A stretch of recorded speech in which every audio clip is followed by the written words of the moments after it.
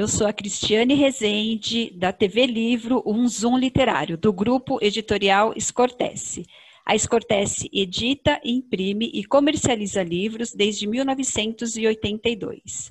Hoje nós temos o prazer de conversar com a educadora, atleta e autora do livro A Corrida e o Sentido da Vida. Nós vamos conversar com Maria Helena de Castro. Olá, Maria Helena, tudo bem com você? Tudo bem, e você? Como vão as coisas? Tudo bem. Eu fiz a sua apresentação certinha, né? Você é educadora também, não é? Sou educadora física, isso mesmo. É a minha primeira formação, a formação de base é educadora física. Fala um pouquinho sobre você, então, Maria Helena. Bom, eu sou formada em Educação Física, bacharelado em Esporte pela USP. Depois eu fiz especialização em Psicomotricidade, fiz logoterapia também, né? É o que aborda bastante aí no livro. Sou casada, mãe de 2 meninos, vivo aqui entre homens, numa luta constante.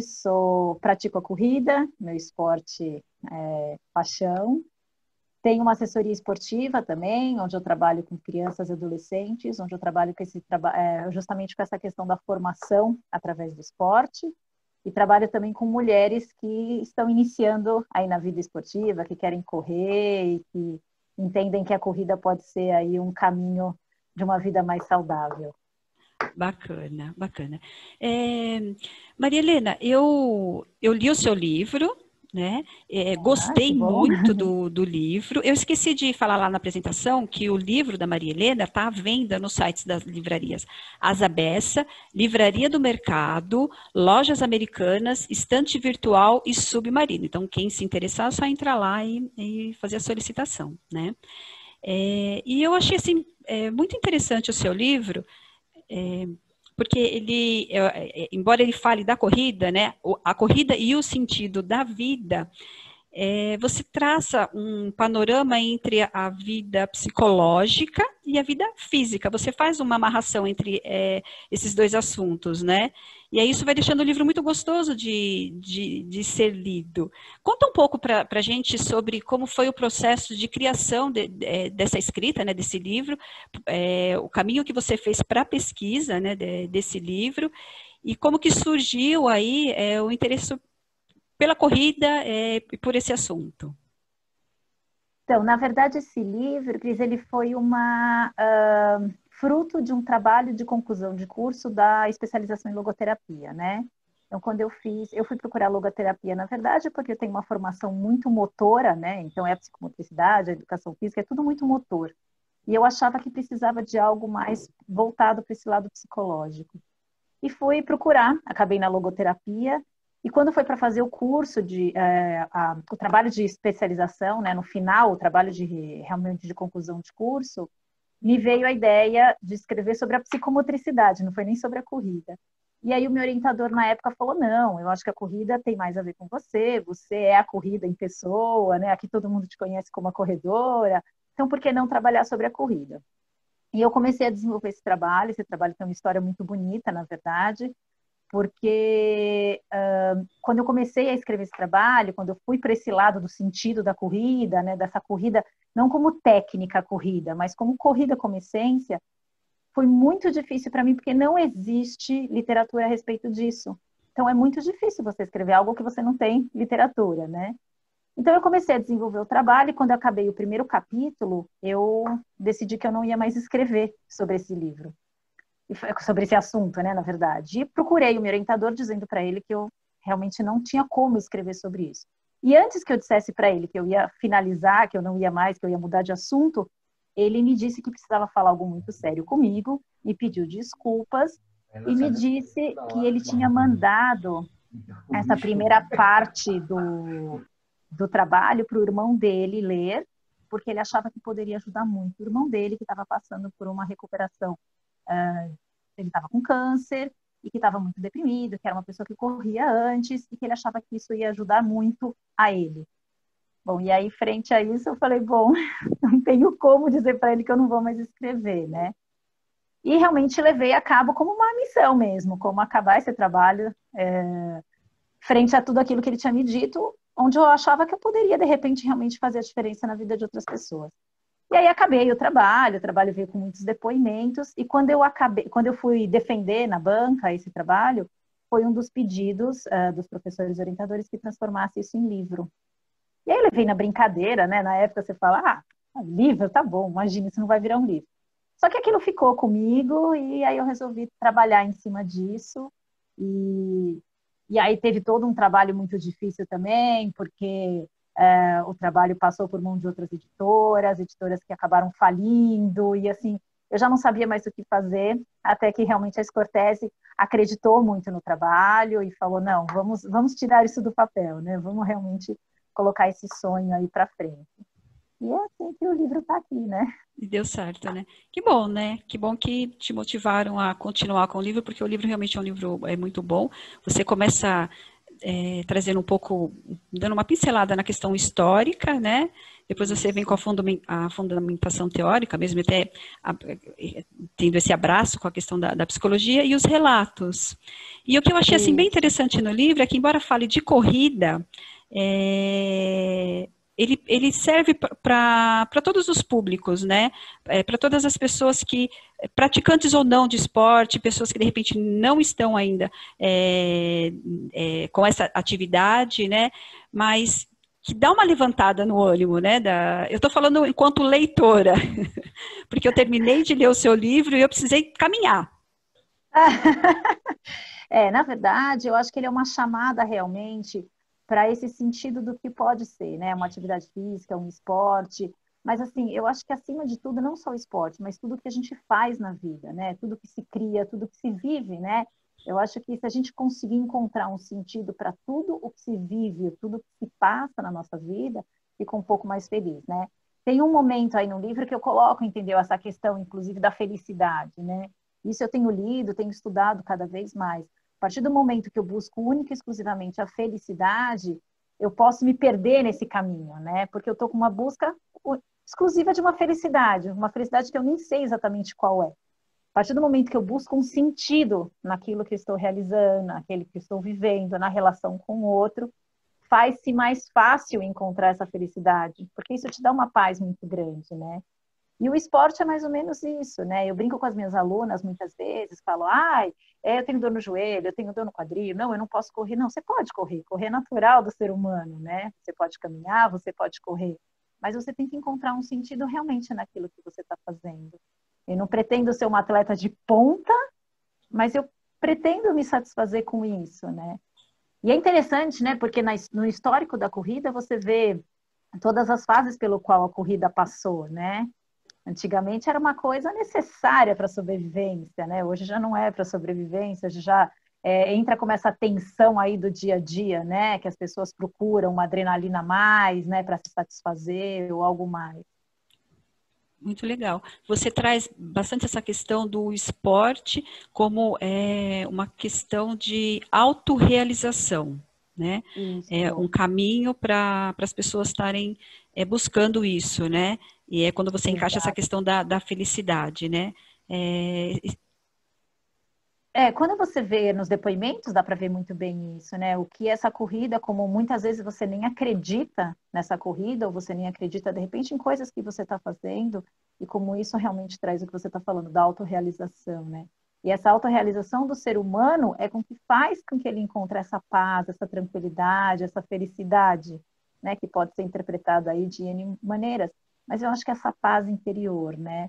Eu acho que quando você consegue realmente encontrar um a mais naquilo, você consegue também se autorrealizar, né? E eu acho que tem a questão da autotranscendência também, né? De você conseguir sair de você mesmo, enxergar o que aquilo tem de positivo e de negativo e lidar com aquilo de uma maneira mais tranquila, né?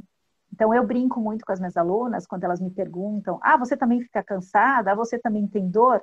Lógico que sim, né? Não é porque eu corro que eu não tenho. Estou passando agora uma semana aí de recuperação de uma lesão no pé, e é isso. A gente também tem que ficar quietinho às vezes, a gente tem que diminuir nosso ritmo, mas tudo isso tem um porquê.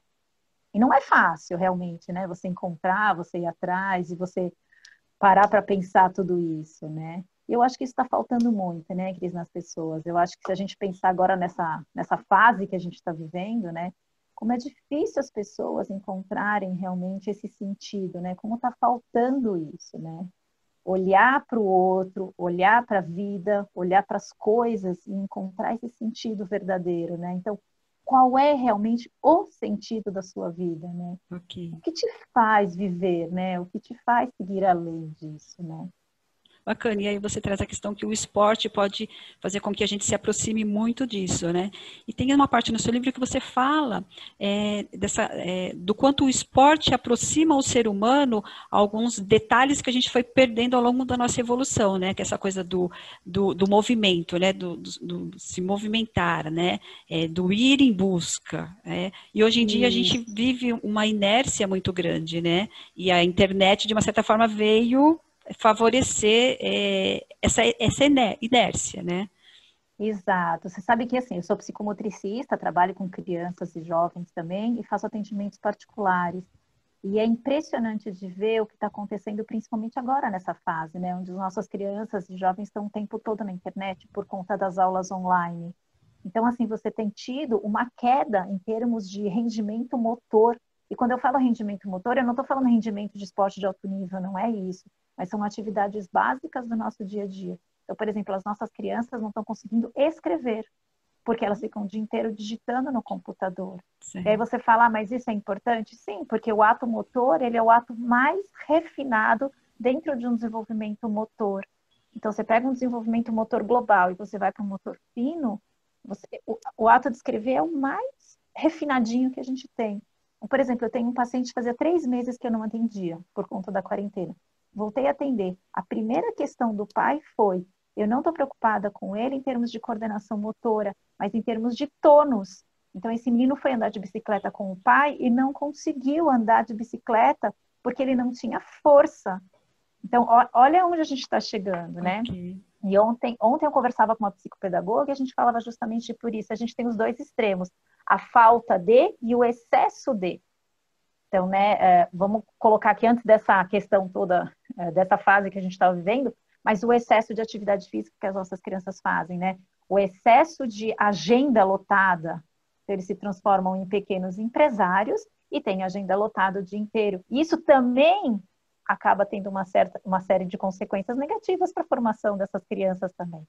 Mas especificamente agora, nessa fase, a gente está vendo, sim, uma série de questões negativas e uma série de questões que vamos ter que trabalhar com nossas crianças e nossos jovens. Não tem, principalmente no relacionamento um a um, né? No relacionamento cara a cara com as pessoas.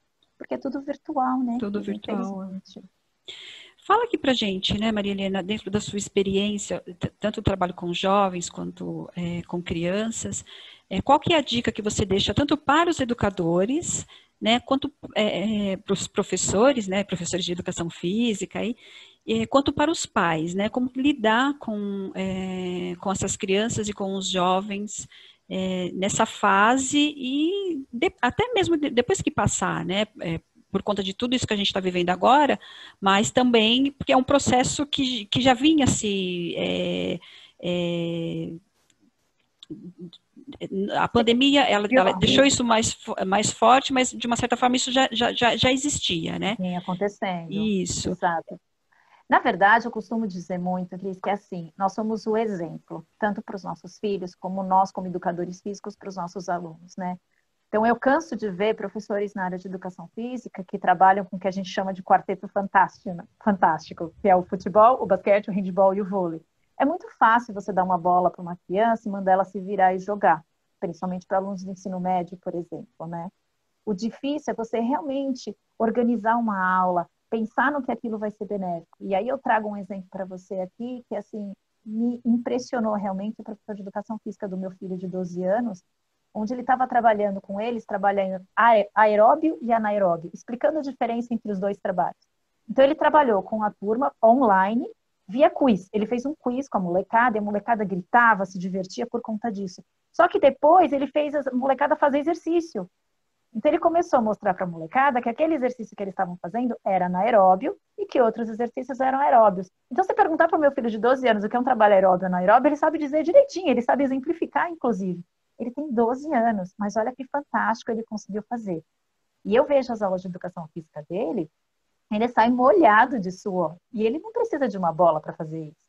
Entendeu? Então, assim, é usar a imaginação, né? Eu brinco que o educador físico tem que ter imaginação, tem que lidar e tem que entender a importância desse movimento para nossas crianças e para os nossos jovens.